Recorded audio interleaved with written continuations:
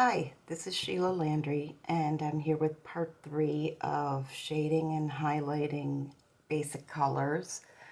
This video will be on purples, and again I'm showing examples from France Quirion's Santa's Family pattern that I did. France had painted her pattern using Joe Sonia paints, which is an acrylic paint, but it has a longer open time and it works a little differently than the acrylics that I'm used to. I typically use DecoArt Americana paint, and I'm going to show you how I achieved this nice painterly look that Fran had in her pattern, but I used DecoArts instead. So I'm going to put these guys aside, out of the way, and what I'm using for my example are these little skates that I made. I have a lot of surfaces available on my website, and the skates are one of them. There's no pattern yet, though. You can use them for anything, and I'll probably be making a pattern of them soon. I base coated with a couple coats of Wild Orchid, which is a medium purple. You could tell it's opaque. I sand in between. I always put a couple coats and sand lightly. The first coat penetrates the wood or your surface, and it'll raise the grain. And as the acrylic dries, it kind of freezes that raised grain into place. So when you knock it off with your sandpaper, it's going to give you a smooth surface, so subsequent coats will not re-raise the grain. You'll have nice smooth painting.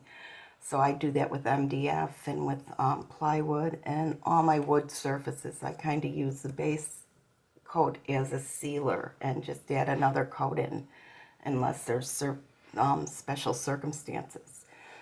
So we'll start again with highlighting, and for this I'm going to use some warm white this time because the purple, you could use a light purple if you want, but I just went with white, probably because I didn't want to get up and pull another paint. This one I'm going to mix a little bit, so you can see how I do that. I'm going to put a little Wild Orchid also on the palette. And I'm going to start out by dry brushing the central areas to highlight them. I use a Low Cornell Deerfoot Stippler in the 410 series. I think they're still available. Use a little bit of paint on there and scrub it into a clean paper towel. And then just very gently, I'm not using pressure a lot at all, start brushing it in. I'm barely touching the surface. You could see this is a very gradual process.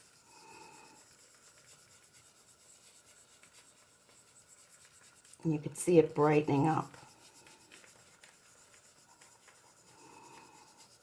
Now it looks a little chalky, and we'll take care of that in a bit. But I'm highlighting the central area of the skates to give it some shape.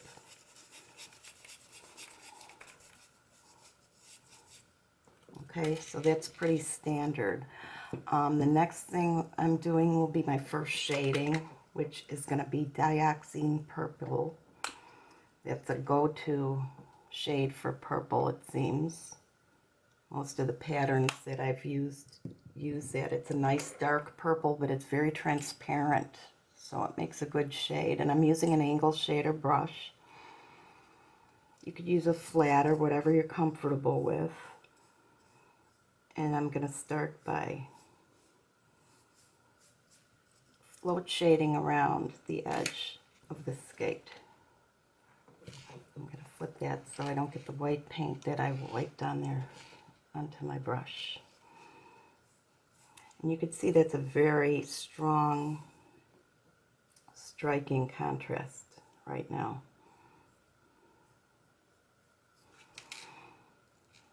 And somebody asked about the brush I'm using for for this, this is a silver brush. It's by Silver Brush Company, and it is called a Ruby Satin, and it has synthetic bristles that are quite stiff. And I've come to really like these brushes because they give a lot of control, and I do a lot of small stuff, so I like to use a chisel edge in my angle brush a lot, and it's really, they hold up nice because they're stiff bristles. But you have to use them on an angle more. You're using them almost parallel to your surface, because if you go on the chisel edge or at a 90-degree angle, they'll pull paint off. So if you want to lay down like an even coat, you just put the brush a little more perpendicular, or excuse me, parallel to your surface there. Okay, so that's our first shading. And, you know, some of you may like that, and it's okay, but I'm going to do some more toning and things like I did in the other videos and just give you some other effects to use. So we're going to let it dry, and then I will be back. Okay, I think we're dry enough to continue on. And as I said, a lot of people would like this effect, and that would be fine, but what I liked about these pieces was the nice painterly look that it had with the different shades of purples and blues in there. So I'm going to kind of show you how I got that effect. The next thing I want to do is extend the float, extend the shading out a little bit. And a lot of people might have trouble doing a wider float with water.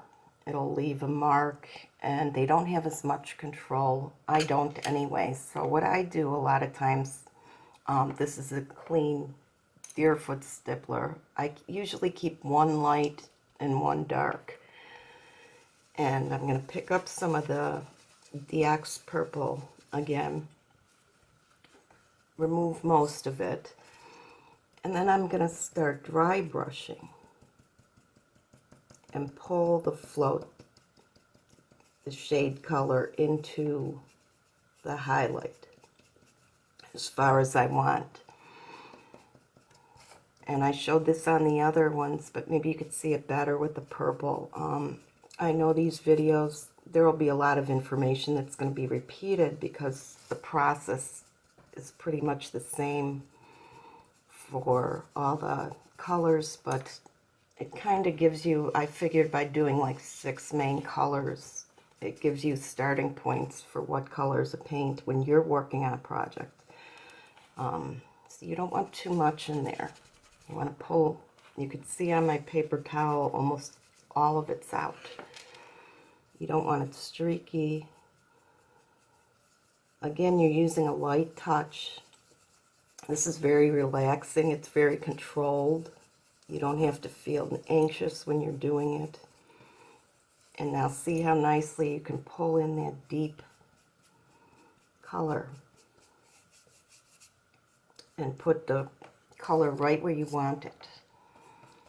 So I don't want to overdo it, you know. So we're going to be done with that step. Now you may want to leave it like that if you like, but what I think I'm going to do is glaze it just to show you some glazing, because that highlight is quite contrasting. And I'm going to take a flat or your angle brush, pick up a little of the purple, and then I'm going to start washing it a little bit.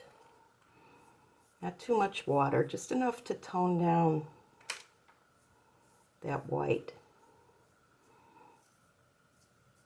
And see how it's giving like a painterly look. It looks a little bit, it doesn't look as on purpose. It looks loose and it looks nice.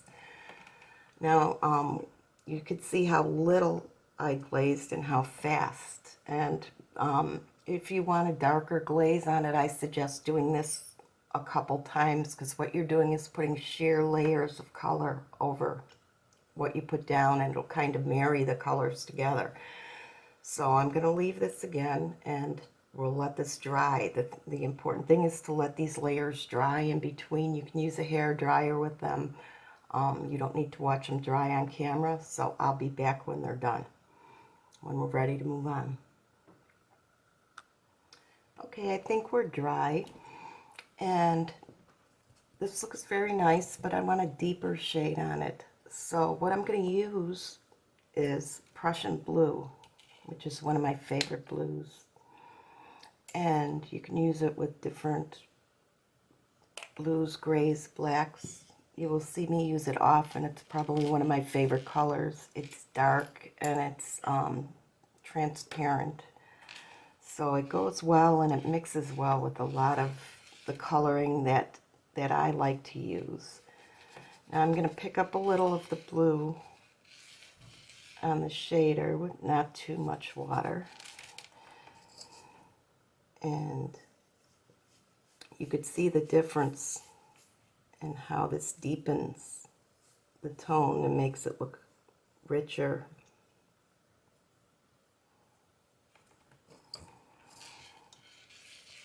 Really gives it a nice contrast.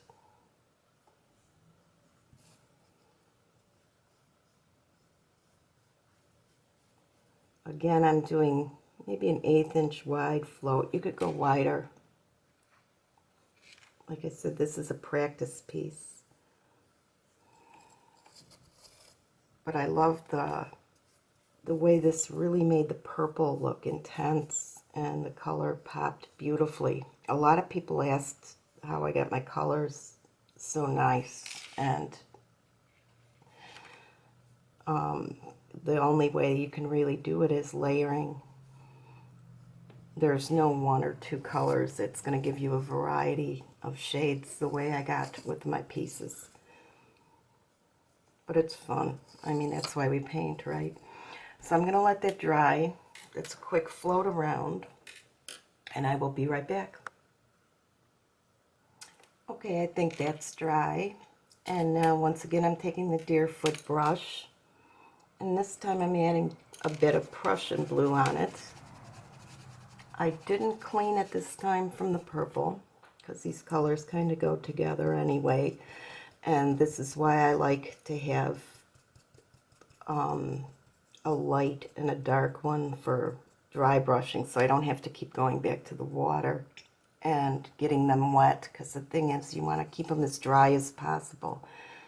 And now what you can do is, like we did before, we're going to dry brush here and there and add in some of the blue. And see how it intensifies our floats. You couldn't do this with just floating. And you could even add some on the highlighted area here and there. You don't want to do too much again. And what I liked on France's pieces, was she had this bit of red that was put in the purple. And I thought that looked really nice. So I took Red Violet, which is a transparent red with purple undertones, almost like a dark, dark pink. And just a touch of it on the same brush.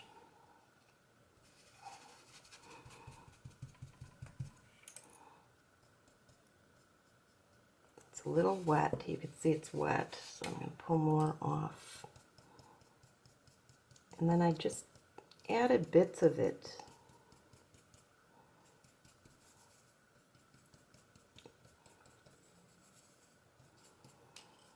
Now, since I'm dry brushing, you don't really need to let it dry in between. And there were some areas, like on the hat, that I actually used a little flat brush.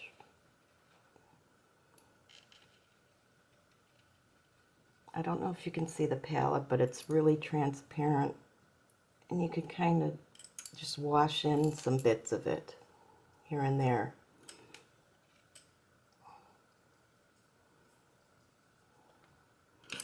And then maybe tap them in. Got to make sure I'm using my same brush. There. Kind of blend in little bits.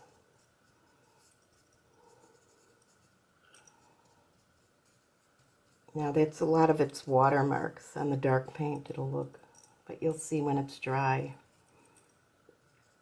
And it gives a nice, just a variation of colors. People love the intense colors that these pieces had. Excuse me, my morning voice. So, I lost it there. The last thing I want to do is bring out the highlight again one more time. And I'm going to go back to my white brush. And I'll tap it in a little bit of white. Maybe pick up some purple, just so it's not so stark. Mix it on my, or not mix it, but move most of it on my paper towel. And then just the highest areas, we're going to give another highlight to.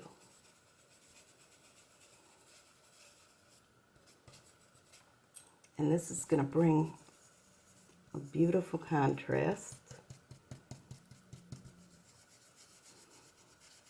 You want the colors underneath to show through.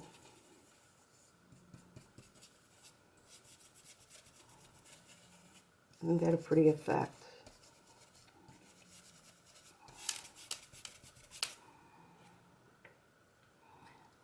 And finally, what you can do if it's a little strong is glaze it with the Diox purple, the entire piece.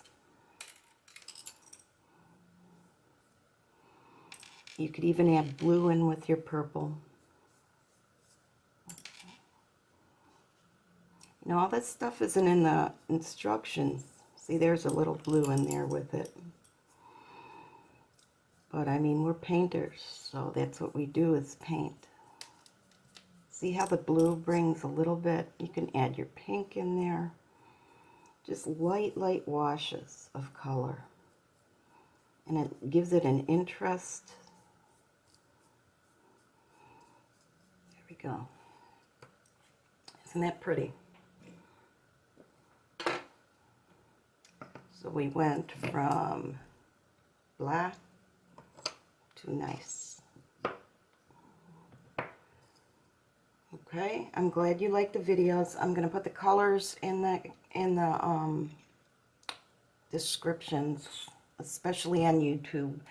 And I'm also going to have a link. Somebody had asked about an opacity chart, and DecoArt actually has one. So I uploaded one to the group page on Facebook, the Let's Paint with Sheila page. I can put a link there if anybody wants to join that page.